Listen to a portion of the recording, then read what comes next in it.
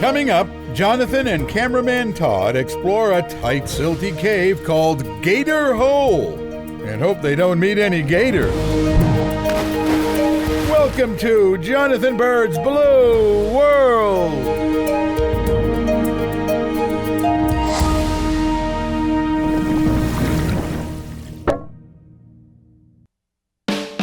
Merritt's Mill Pond in Marianna, Florida is one of my favorite places. This man-made reservoir was created by damming up a river originating at Jackson Blue Spring.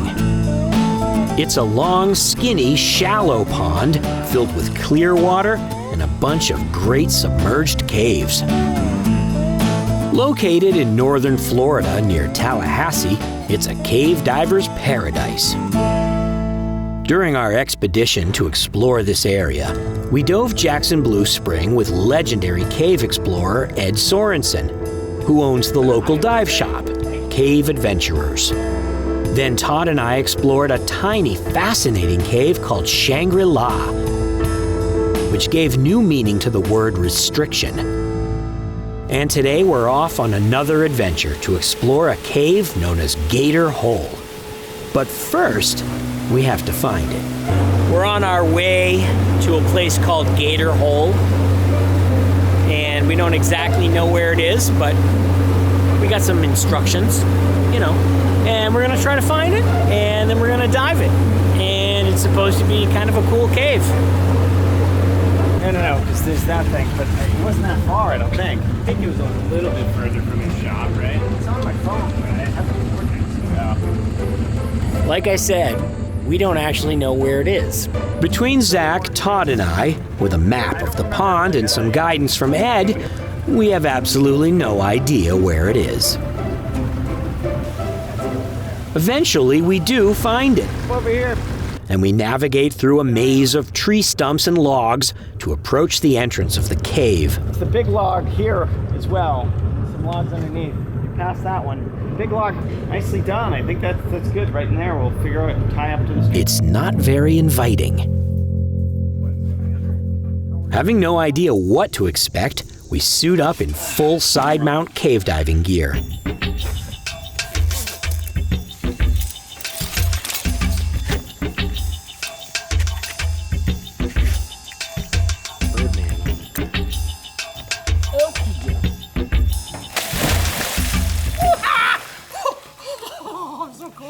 At 67 degrees Fahrenheit, the water's not exactly warm.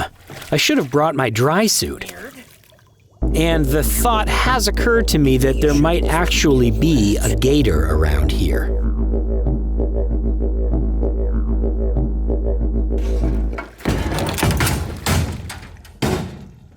That's one way to do it. We make our way to the cave entrance through the muck, hoping it gets clearer inside. We follow a plastic hose which was placed here to sample water quality. In this part of the cave, there's still air above our heads. Soon we reach the stop sign, and the real cave dive begins.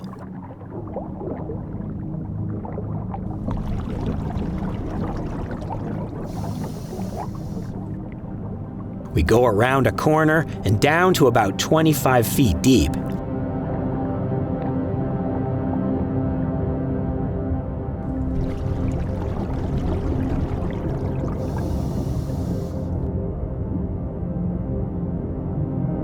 Here, the floor of the cave is quite soft and silty. One misplaced fin kick will create quite a mess. But we have no choice because we reach a low section.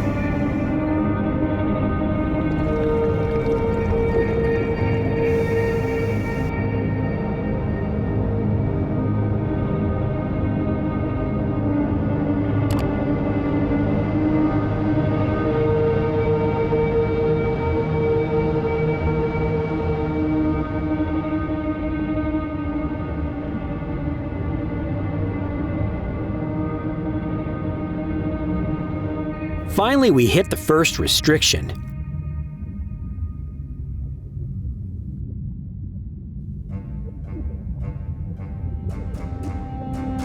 Todd's no dummy. He sends me through first to see if I can fit.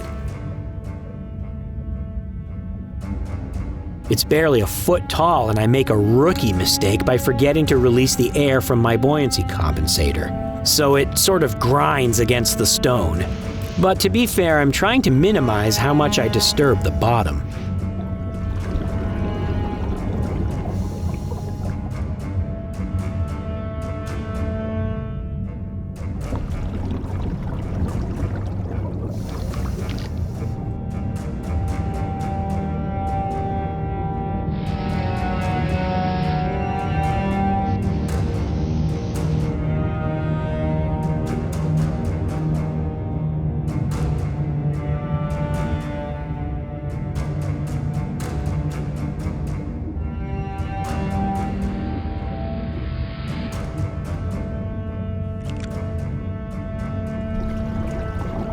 On the other side, the water's clear, and I turn around to film Todd coming through. But he signals that he wants to turn the dive and head back.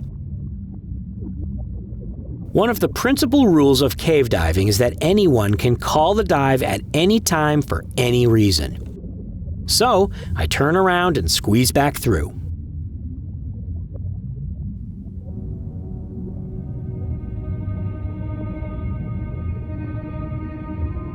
On the other side, it's really silty. Going through the restriction made quite a mess of the cave. Todd saw how silty it was getting and decided that it would be safer to leave before we made it any worse. Because the flow in this cave is extremely slow, the silt doesn't clear very quickly. It just hangs in the water for a long time.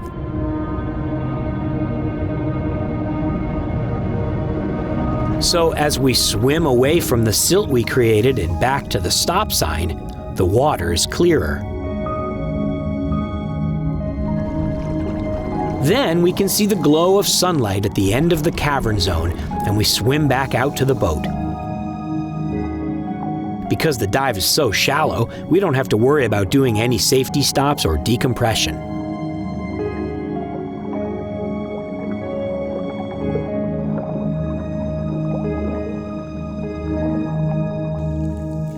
Well, that was quick. Got to the first restriction and I went through it. And it's a really tight restriction. I had to wiggle against the bottom really hard to get through it. And it just really silted the place up. And I was like, on the other side where it's nice and clear, and I'm like, hey, Todd, come on through and I'll get a shot of you. And he's like, no, we're out. It was a good call.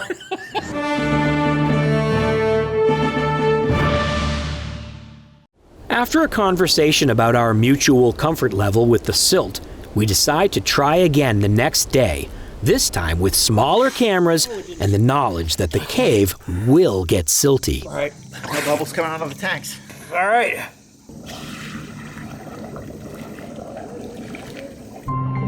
The image quality on our GoPro rigs is not as good as our full-size cameras, but they fit in this little cave better. We head in and past the now familiar cavern zone and stop sign.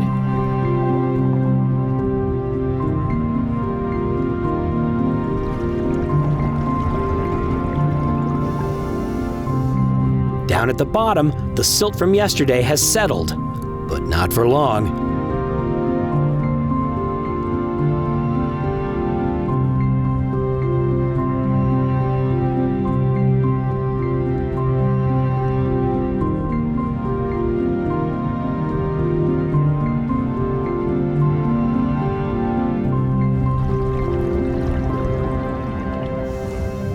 Doing my very best to minimize disturbing the bottom, I scrunch through the first restriction. This kind of diving is not for everyone, and honestly, I never would have thought I would enjoy this. But I do. It's super fun.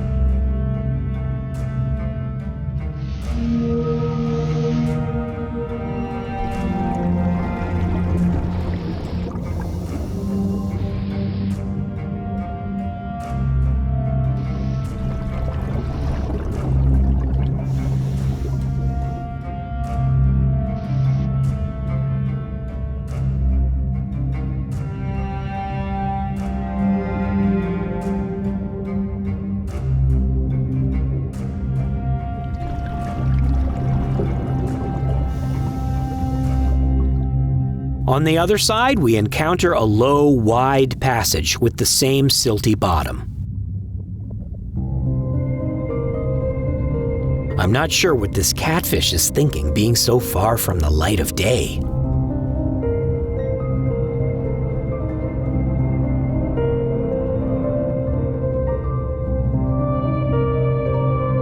We pass fragments of turtle shell, the remains of turtles that swam in, got lost, and drowned.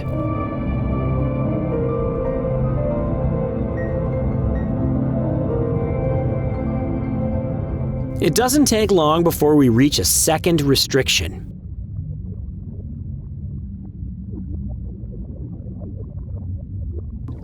I motion for Todd to go first, so he will have a chance to see some clear water. The diver in front gets the best view.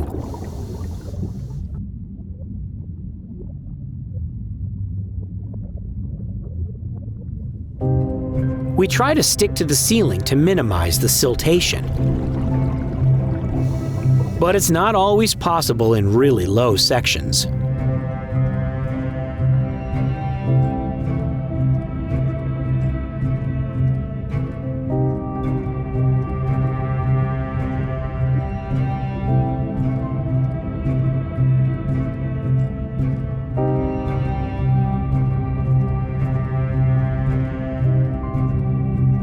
Following the low section, I can barely see Todd's light, even though he's only 10 feet ahead.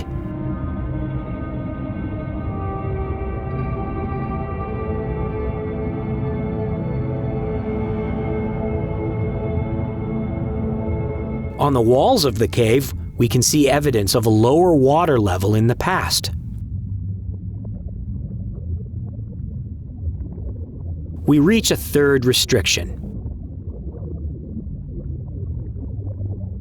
On the other side, Todd suggests we turn to head back.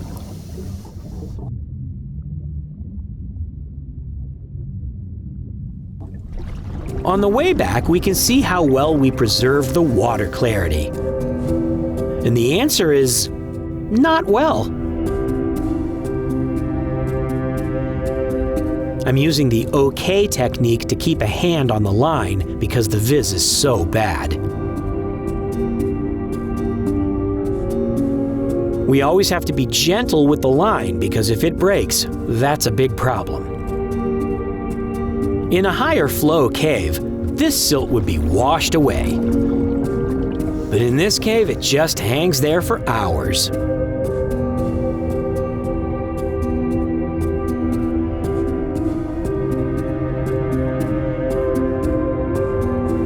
The viz might be bad, but as long as we never lose the guideline, we'll be fine, because it takes us right back out to the entrance.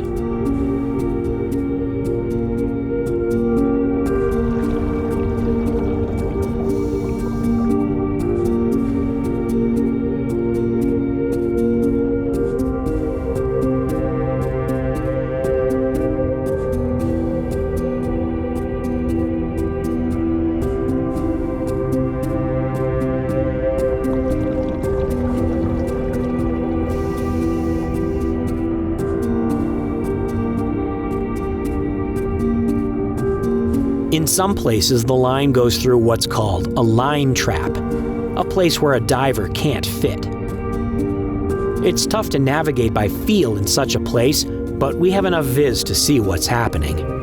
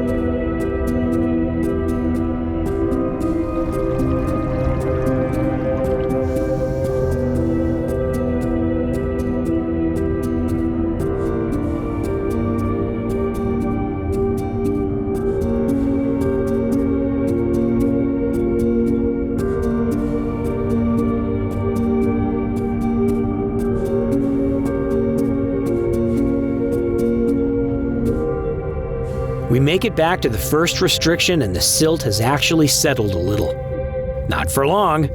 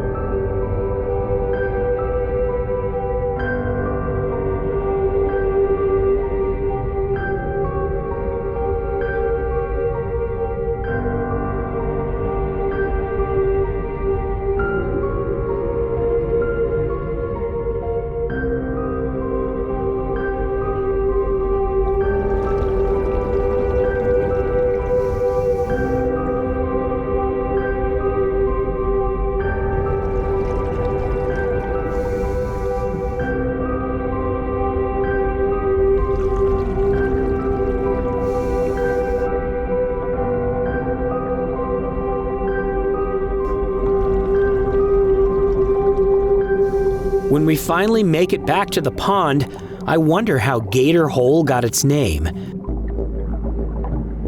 I'm not sure I want to come face to face with a gator in these murky conditions. Well, you know, I didn't keep going because I wanted us to sort of progressively learn the cave rather than trying to get all the way to the end, because then if something goes wrong, you're not as well prepared for that contingent. And I wasn't really sure how clear it would be on the way out. So now we have a better understanding of how quickly the silt will dissipate. And so we can use that to our advantage in planning our next dive. The question is, should we do it again? Merritt's Mill Pond is an amazing place to explore. There are 7 caves on this pond. Gator Hole is completely different from both of the other caves we've explored so far, and we've not even seen all the way to the back. I hope to explore this cave again on our next visit. But we also have 4 more caves to find and dive on Merritt's Mill Pond, giving us many more adventures to come in the blue world.